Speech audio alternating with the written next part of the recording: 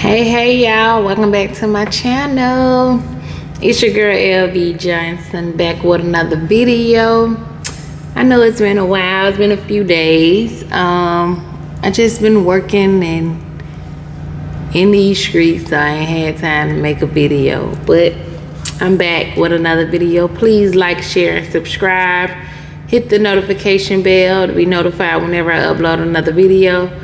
For those of you all the new subscribers, thank you. For those of y'all who've been subscribed, thank you. Thank y'all so much for subscribing to my channel. I really appreciate it. It means the world to me. I mean, like, it means the world to me. Thank y'all so much. So yeah, let's get into it. My phone is about to die, so let's try to make it quick. So this topic been on my life, on my mind for like the past few days. But pretty much the principle of life is what I'm calling it. But it's just like, it's been on my mind heavy.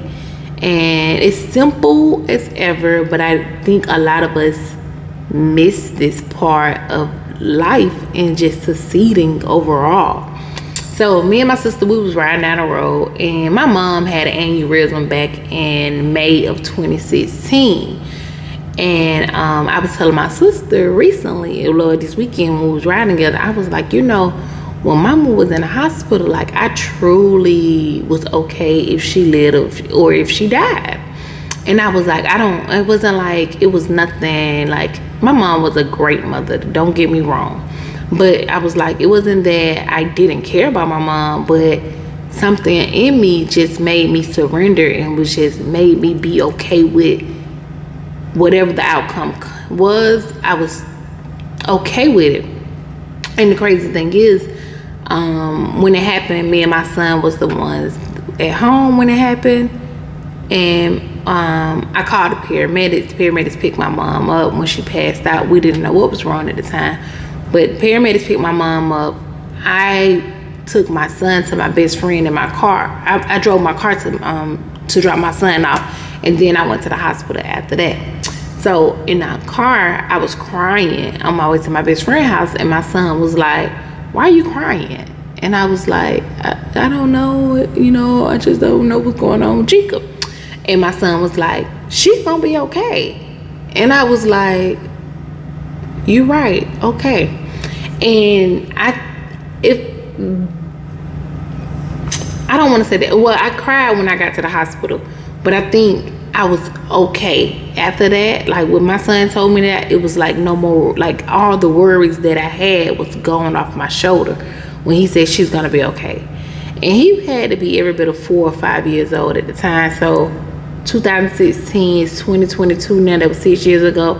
So he was 5. Yeah, he was 5 then. And he was just like, "She's gonna be okay." And I'm just like, "You're right, she's gonna be okay." But I was just okay with if she lived or if she passed away. I was okay with it. And so when I told my sister that, she was like, "Crazy thing is, I felt the same way."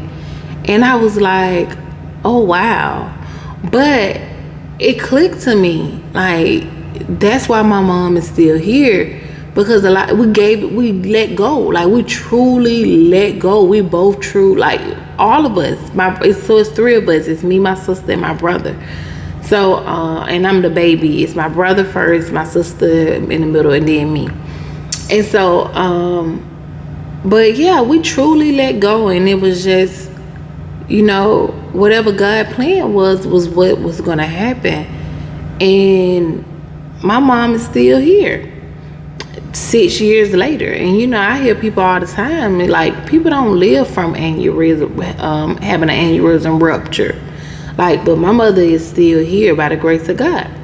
And I'm not saying that's the only reason my mother is still here, but she's here. And so then in the car while we was talking, we started talking about like, just Warren Buffett and just successful people.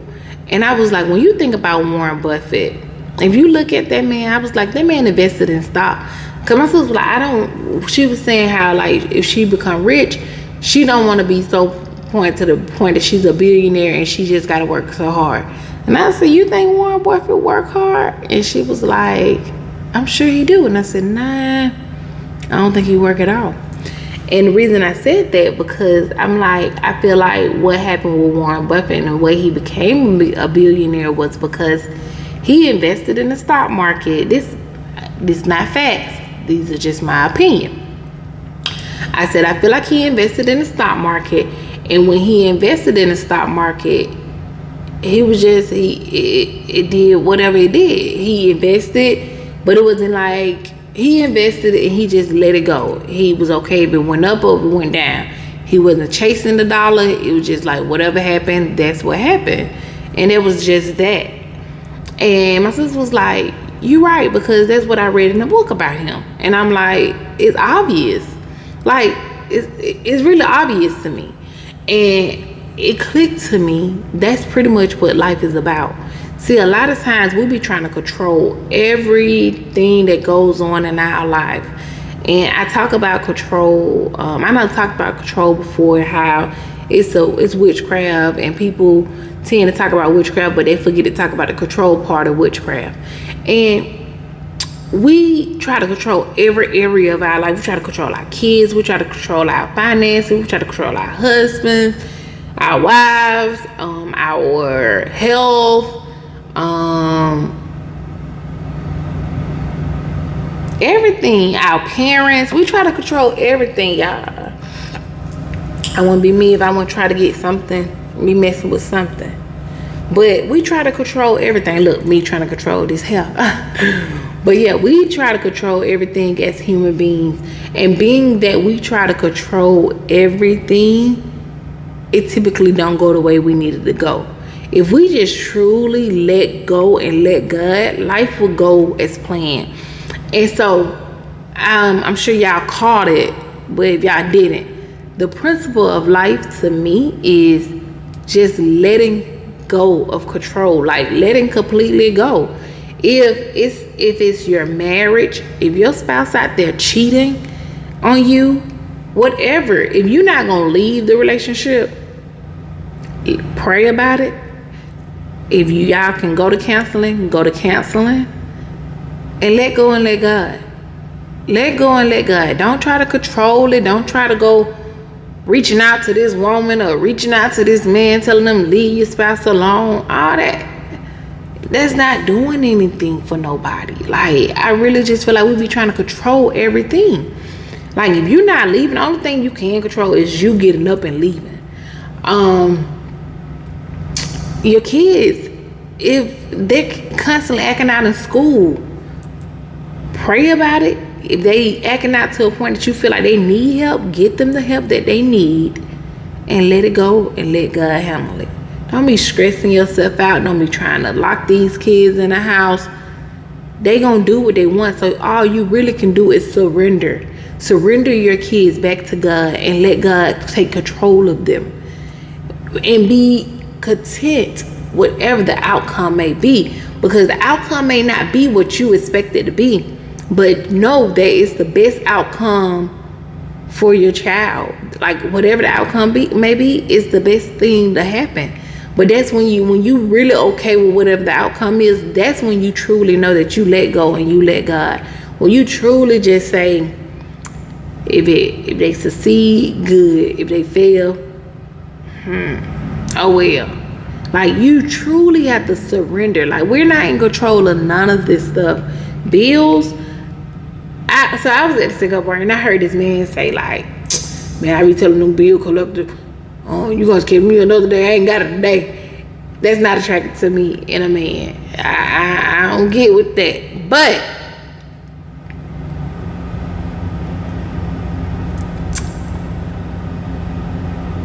But if you're in that situation, let go and let God.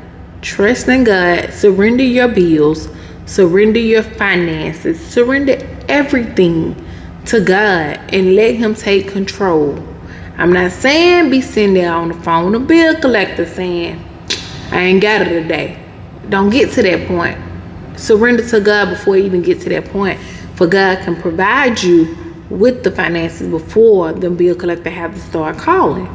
But surrender, like really truly let go and let God, like let go and let God take care of everything in your life. Like stop trying to control it. Like that's really like the I don't know, that window thing was open. I feel like my brother could have been peeping at me. But I just feel like letting go, like being okay with whatever the outcome may be. Whether it failed, if your marriage, being okay with, I may lose my marriage or it may survive. Being okay, if you want a job, being okay with not getting that job or I might get it. Be okay with whatever the outcome may be. Apply for the job. Go in, apply for it. But let it go. Apply for it, pray about it, and release it back to God. Don't worry about it. Don't be, oh my God, man, I won't get the job. Oh, they ain't called me yet. When they gonna call me? Oh, let it go. Be okay with it if you do or if you don't. And most of the time, like, and then there's another thing I noticed too. My mom had said something about my brother that like she wished my brother could do something. And she just said it on the humble. We just talking and she just said, made this wish, right? And that was it. It was no more conversation about it. It was nothing else to talk about. She just said she wished that he could do this, and then we kept it moving. She called me today, let me know, girl, such that happened with your brother. He got whatever. And exactly what she wished for, not even knowing that was in the works, happened. But the only reason she was able to let it go, because it was just like in the past and subconscious, like, you know, she just in the past is just talking and said it. But if we did everything in our life like that, just treated everything as if it was just something simple, hey, oh, I wish I could get that job, apply for it, keep it moving, let it go. If I get it, I get it. I don't. If we did everything like that in our life, everything will fall in your lap. Like, stuff will truly fall in your lap. But you have to truly be okay with not getting it. Not saying, like, I am that person. I believe anything I want, I can have. I strongly believe that. Like, I feel like anything I want, I can have. But I have that mindset. I don't know where I got it from. I don't know why I'm like that. Well, I know my mom, like, drilled that in our head. Like, she always told us, my father is rich. Like, we asked her for something, she be like, my father is rich. And so we be like, but mom, no, we for real. And she just always be like, her father, which is God. She be speaking of, say he rich, so we can have whatever we want. And I have always had that mindset, like, whatever I want is mine. And so this wind, Lord Jesus, this wind just a blowing the truck from side to side to side.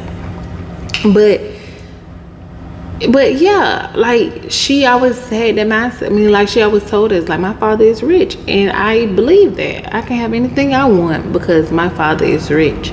All of this belongs to my father. Why can't I have it? Like, why I can't? I got that on my shirt, my sweatshirt. But yeah, these are going to be for sale soon. But not this one because I don't like the writing in this. But pretty much what it's going to say. And then I realized that I spelled reckless wrong. Didn't know reckless was spelled without a W. But this was just a trial and error type of shirt. But yeah, these sweatshirts and some more stuff gonna be on sale soon.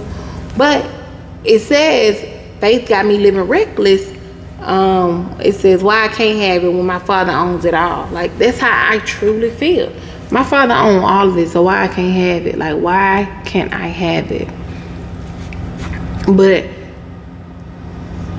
I just feel like I live like knowing that I'm gonna get it.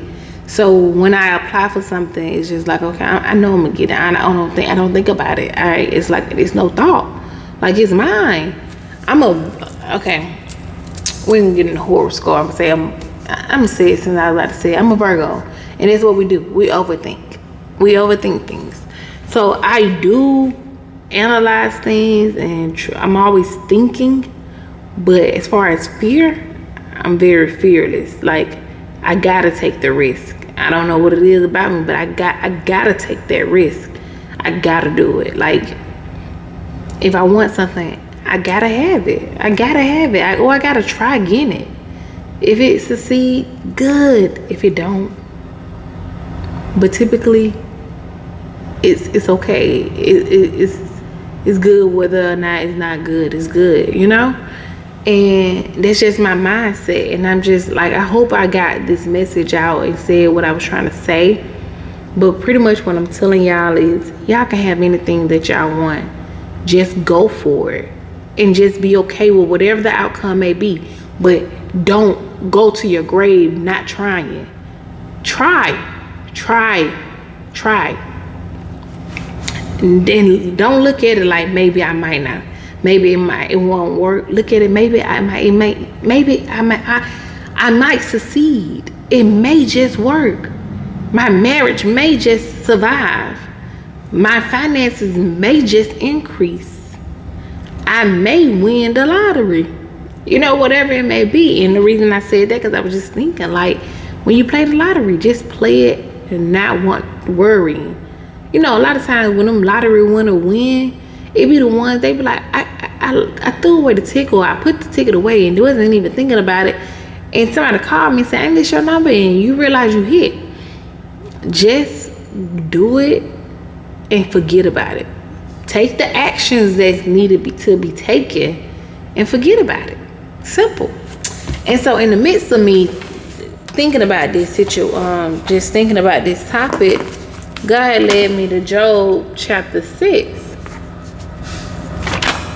verse 11. And it reads, Job 6 verse 11 reads, what strength do I have that I should still have hope? What prospects that I should be patient?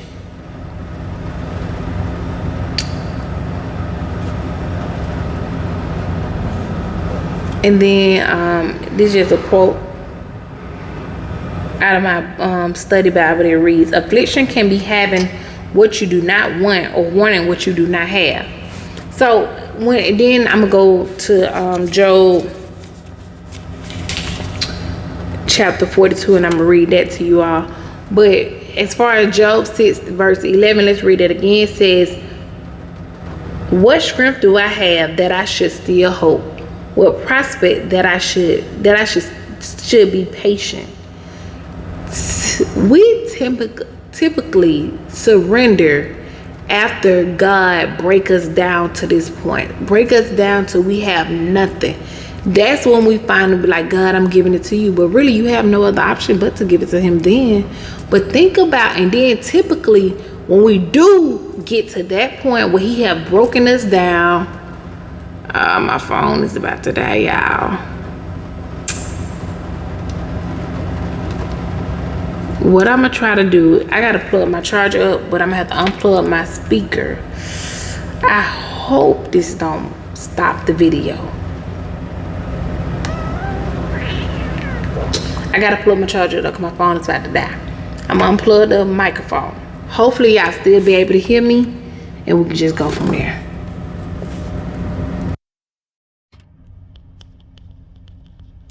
So y'all may still be able to hear me, but it's not gonna be as loud because I'm not on the mic anymore. However, what I was saying is typically we surrender once God breaks us down from everything. Once we lose our marriage, we lose our kids, we lose our homes, we lose our cars, we lose our jobs, then we say, okay, God, I'm surrendering to you. But what if we surrender? What if, and then that's when we try to go for whatever, because now it's like, okay, I have nothing else to lose, so I'm just gonna take the risk. What if we did that before we got to the breaking point, to the point that we had nothing? What if we lived our life as if we have nothing?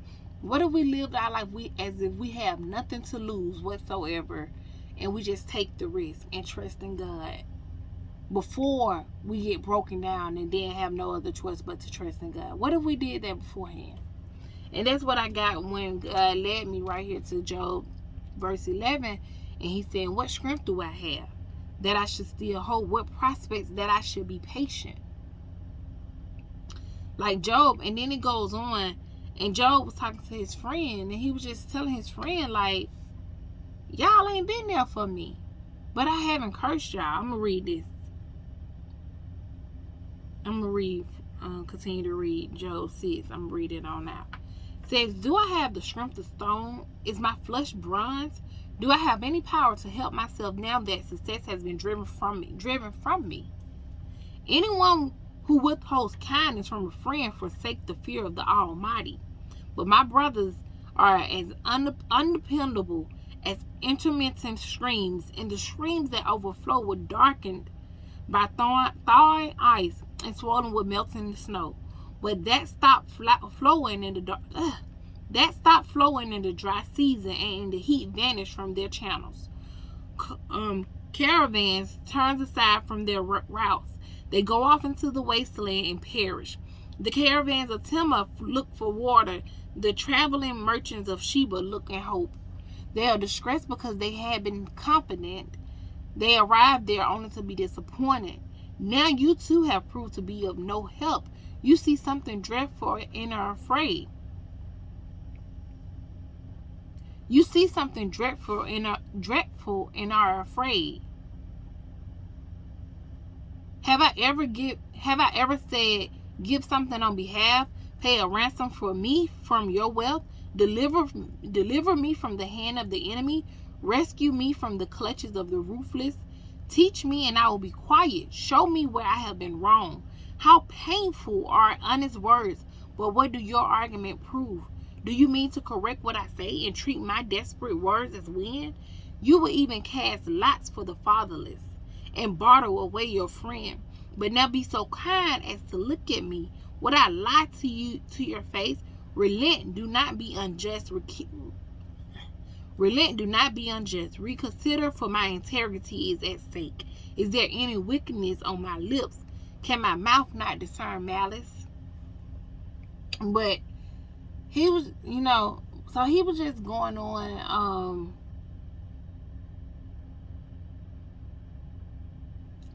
pretty much he was just venting about how, his friends haven't been there and he haven't forsaken God or his friends, but he's going through all of this or whatnot. That's what I'm going to say I got from it.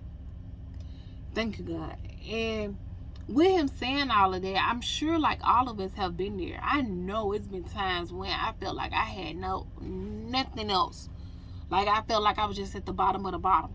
Like I felt so alone, and I felt like, God, where are you? Like, where are you, God? Like you said you was going to be here, but where are you? Like, God, where are you? My friends, they wouldn't pick up the phone. Like, I had nobody to talk to. I felt like I was just at the bottom. You know what I mean? But during those times, that's when I finally said, okay, I'm ready to surrender. Those was the times when I really just let go and had to trust God. Not because I wanted to, but I had no other option. It was like God had every door closed in my face that could close. And I had no other option but to trust him. And then it seemed like those times is when things turned around for me. And now I'm going to skip on over to chapter 42. And in chapter 42, it says, then Job replied to the Lord, I know that you can do all things. No purpose of yours can be thwarted. You ask, who is this that obscures my plans without knowledge? Surely I spoke of things I did not understand, things too wonderful for me to know. You said, listen now, and I will speak. I will question you, and you shall answer me. My ears have heard of you, but now my eyes have seen you. Therefore I despise myself and repent in dust and ashes. After the Lord had said these things to Job, he said to Eliphaz the Temanite, I am angry with you and your two friends, because you have not spoken the truth about me as my servant Job has. So now take 7 bulls and 7 rams, and go to my servant Job and sacrifice a burnt offering for yourselves. My servant Job will pray for you, and I will accept his prayer, and not deal with you according to your folly. You have not spoken the truth about me as my servant Job has. So Eliphaz and the Temanite, Bildad, the Shuhite, and Zophar, the Namathite did what the Lord told them, and the Lord accepted Job's prayer. After Job had prayed for his friends, the Lord restored his fortunes and gave him twice as much as he had before. All his brothers and sisters and everyone who had known him before came and ate with him in his house. They comforted and consoled him over all the trouble the Lord had brought on him, and each one gave him a piece of silver and gold ring. The Lord blessed the latter part of Job's life more than the former part. He had 14,000 sheep, 6,000 camels, 1,000 yoke of oxen, 1,000 donkeys. And he also had 7 sons and 3 daughters. The first daughter he named Jemiah. Is it Jemiah? I'm going to say Jemiah. The second, Keziah. And the third, Karen Happoch. Nowhere in all the land were there found women as beautiful as Job's daughters, and their father granted them an inheritance along with their brothers. After this, Job lived 140 years. He saw his children and their children to the 4th generation. And so Job died an old man and full of years. So when I had read that part, what I had got is, excuse me, I'm so sorry. But what I got was, trouble don't last always. But as well as, when God sent us through something, it's because he's preparing us for something better. But when he get us through what he sent us through, he give us it's always so much better than what we thought we can even. It's so much better than what we can even imagine or what we can even ask for. So yeah, Job wanted to die so badly, not realizing what God had for him. God had so many blessings ready for Job on the other side of his life, on the second half of his life, and so many more years on the second half of his life. But Job had to truly just surrender. Even though Job had no other option but to surrender to God, because everything had been taken away from Job. But we have that option to just surrender. We can surrender, we can surrender to God right now, and just whatever we trying to control, whatever we trying to hold on to, we can surrender it to God right now and trust God. Let go and let God, and trust that God, whatever it is, God is going to get us through it. He's going to make it happen. If it's a job, if you already had the interview and you wondering, am I going to get the job, release it and be okay with not getting it. But just maybe you might get it. But we have to really truly just release and trust in what God has for us and know that it's going to be good. Why? Because it's God. Because God is God's plan. So that's what I'm going to leave y'all with. I love y'all. Have a blessed evening. Please like, share, and subscribe. Hit the notification bell to be notified when I upload another video. Have a blessed day. Bye-bye.